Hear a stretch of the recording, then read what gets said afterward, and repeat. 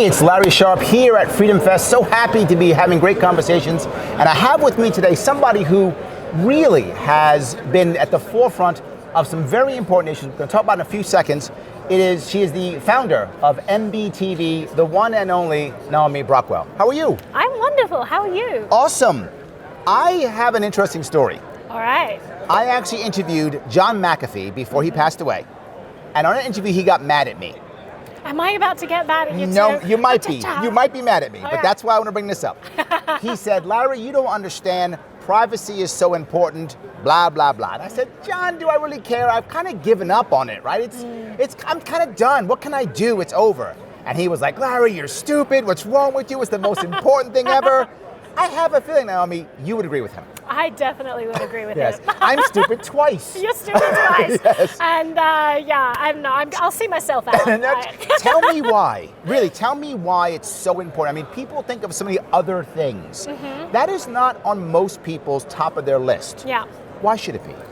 This is the most important issue we can be fighting right now because surveillance capabilities of the state double every 2 years. And this isn't a fight for right now. This isn't a fight against whether or not you are comfortable in society and whether you feel you have anything to hide. This is a fight to safeguard your ability to have any freedom in your future. Because right now, the trajectory of surveillance, and if you look at what the effects of pervasive surveillance are, just look at a country like China where there is no dissent, where people are not allowed to protest, where there's no freedom of the press.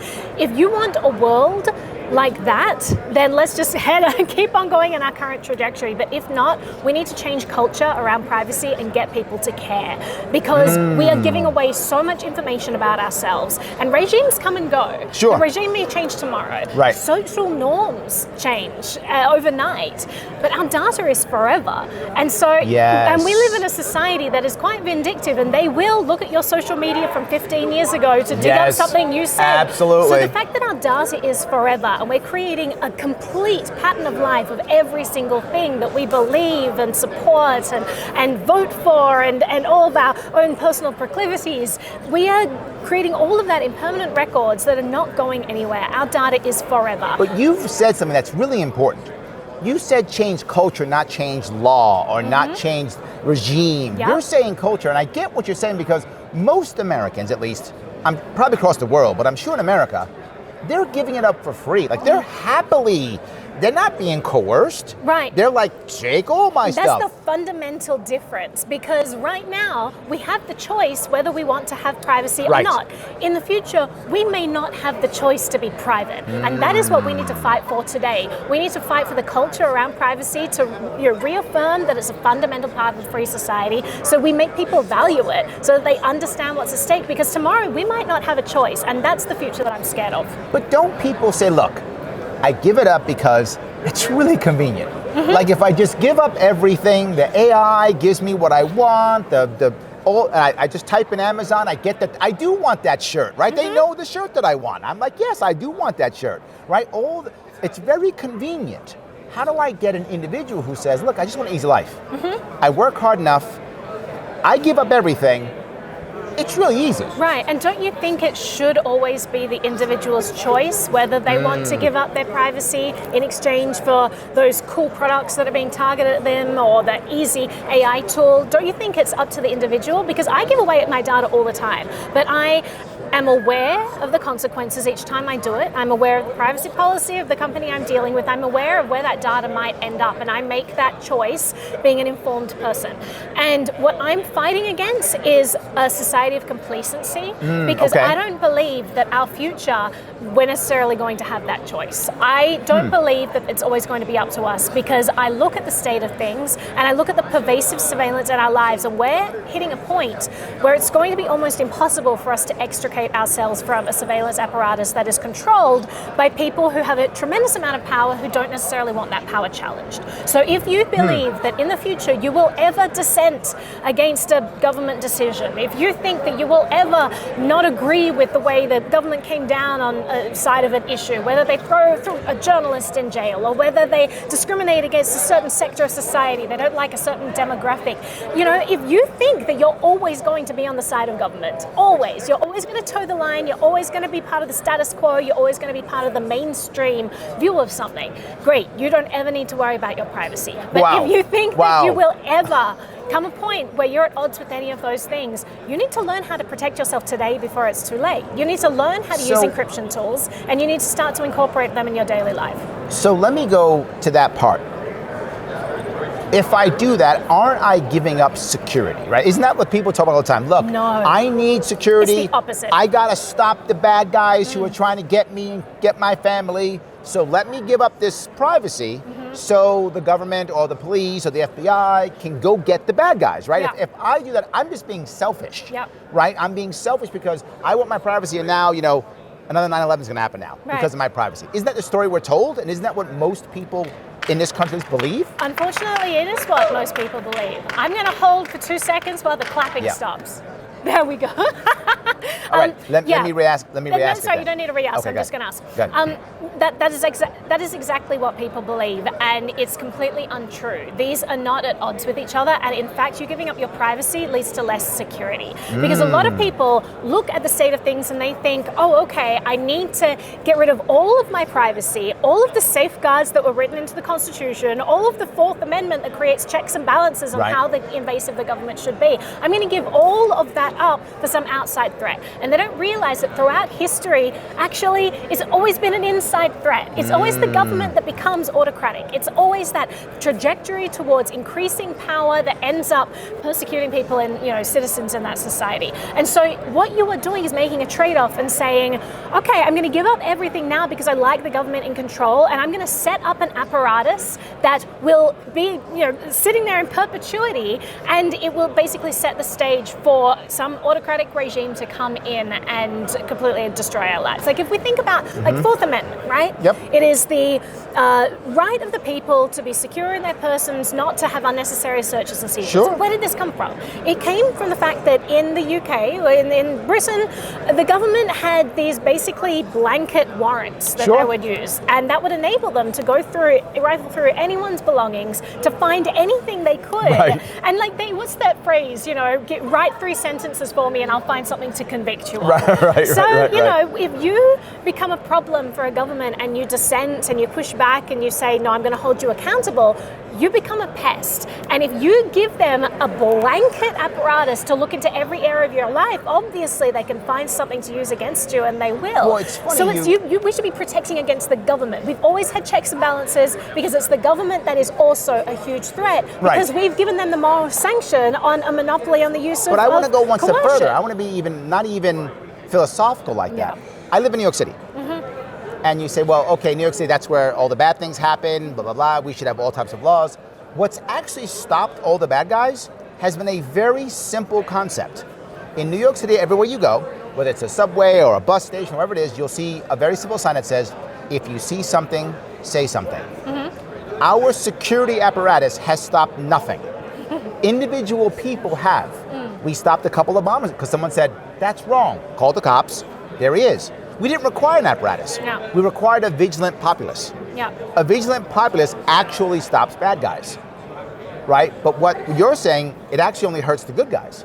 No, what I'm saying, I mean, in that situation, a lot of people put mass surveillance and targeted surveillance and say, you want to get rid of all surveillance. They're completely different things. If you want to get a warrant and target someone and get that bad guy, absolutely. I want to get the bad guys too. Got it. But currently we have set up a tool of mass surveillance which surveils all of us, all these innocent people, and all that does is create a database of every single thing every citizen has ever done. And we've put it in the hands of the people that we've given a monopoly on the use of force to. That doesn't seem like a great idea, especially if anyone wants to come and challenge that power. But isn't the pushback going to be, I'm sure you heard this 1,000 times. Probably. Look, if you're not doing anything bad, if you got nothing to hide, why do you care, right? It's because you got something to hide. That's why you're a bad guy. That's why you're worried. So I don't have to justify my want of privacy. I don't have to justify when I go to the toilet. Oh, guys, I'm going to the restroom. I'm closing the door, just letting you know I'm not doing anything nefarious, just closing this door to go to the restroom. Like, I don't do it. It's my right to close a door. You know, if I want to wear clothing, if I want to do anything that's privacy preserving, if like I tell a secret and you're like, what did you say? It's like I'm just, sorry, it's just a thing that we're going to do. I don't have to justify wanting privacy. And we've gotten to this insidious point in our culture where suddenly people are using embarrassing language, like, what have you got to hide?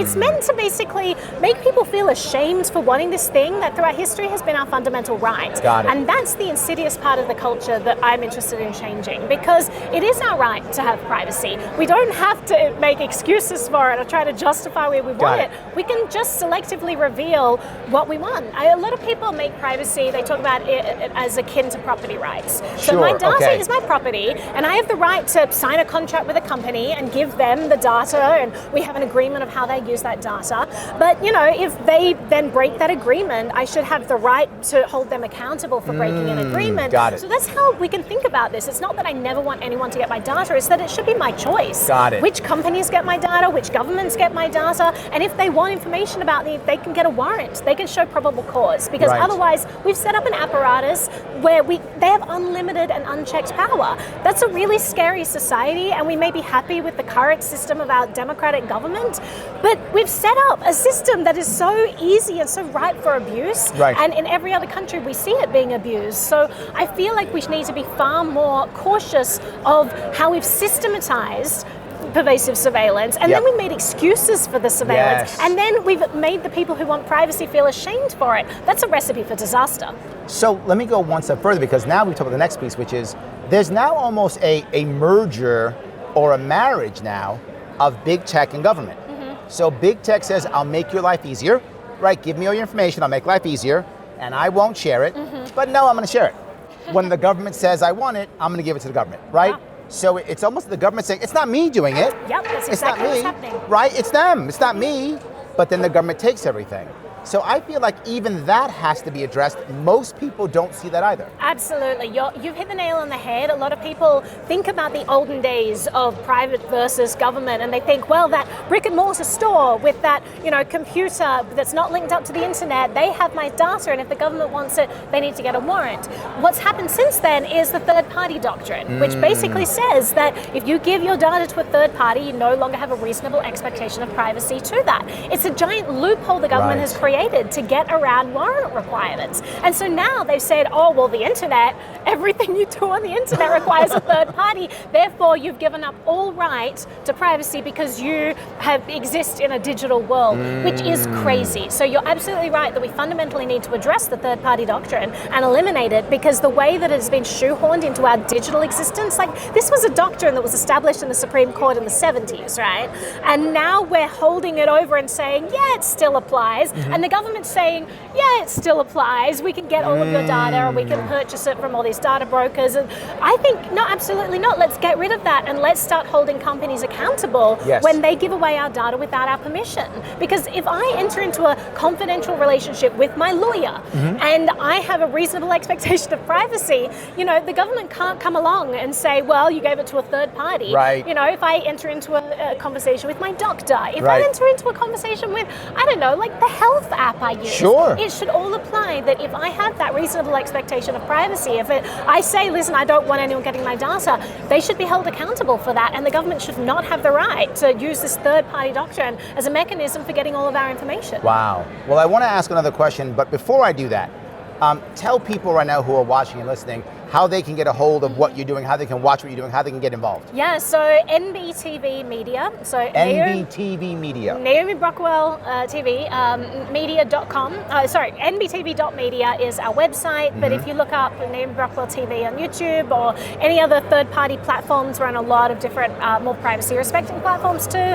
They can find tutorials. Every 2 weeks we put in a deep dive 20-minute mini-doc that looks at a different tech aspect of your life and teaches you you how to reclaim privacy in it. Very like, nice. I don't think that we need to kowtow to politicians to get these rights back. We can actually reclaim them right now by learning how to use technology that already exists. So you kind of answered my last question, which is, what are you working on now? Right. So yeah. you kind of asked, so is there anything else that you're working on now you want to bring up? Yeah, so we have that. We have a book, Beginner's Introduction to Privacy. Very nice. That also teaches beginners how to get started. We have a free newsletter that gives weekly tips on how to protect privacy in your life. The thing is, all these tools are already there. We already have the technology where we can literally make the decision for ourselves how much data we want other people to get. It's changing the culture. Yeah, we just have to learn how to use it, know this stuff exists, and change the culture. Excellent. Anything else we should be talking about? All the things! There we go. We've talked about all the things. It's amazing. Naomi, I'm so happy you came to talk to me today. I'm so happy. Guys, I hope you're happy. I hope you check her out. I appreciate it. Thank you so much. Thank you so much for having me. Great.